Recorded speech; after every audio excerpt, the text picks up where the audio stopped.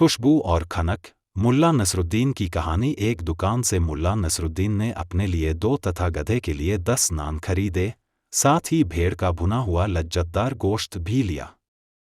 दरी में बैठकर नसरुद्दीन खाना खाने लगा।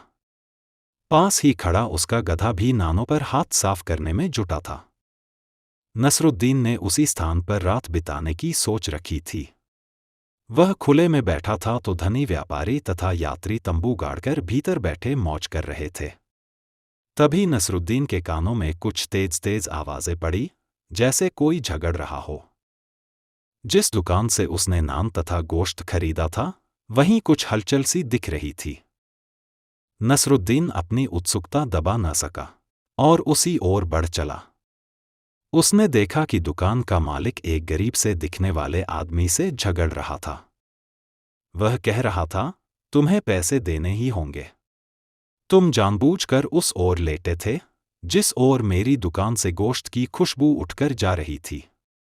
सारी शाम तुम बढ़िया खाने की खुशबू का आनंद लेते रहे। मैंने देखा भी था, तुम बार बार होंठों पर जीभ फिराकर चटखारे ले रहे थे। मैं कोई दान खाता खोलकर नहीं बैठा, जल्दी से पैसे चुकाओ। बेचारा गरीब आदमी बेहद असहाय दिख रहा था।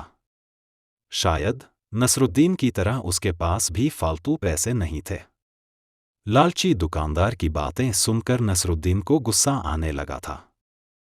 तभी दुकानदार अचानक नसरुद्दीन की तरफ मुड़ता हुआ बोला, भाई साहब, अभी आप एक शरीफ आदमी की तरह मुझसे नानगोश्त खरीद ले गए थे, लेकिन इस मक्कार को देखो, मुफ्त में स्वाद लेना चाहता है।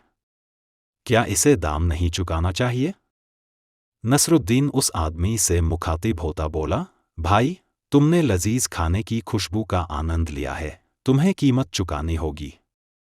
लाओ, जितने पैसे हैं तुम्हारे पास मुझे दे दो। सुनकर दुकानदार का चेहरा खिल उठा। गरीब आदमी ने अंटी में से कुछ सिक्के निकालकर नसरुद्दीन की हथेली पर रख दिए। नसरुद्दीन ने उन सिक्कों को दोनों हथेलियों के बीच रखा और दुकानदार से बोला, लाओ, अपना कान इधर लाओ और ध्यान से सुनो। दुकानदार के कुछ समझ में ही नहीं आया। नसरुद्दीन बोला, तुमने सुनी सिक्कों की खनक? हाँ, क्यों नहीं, लाओ पैसे मुझे दे दो, दुकानदार बोला।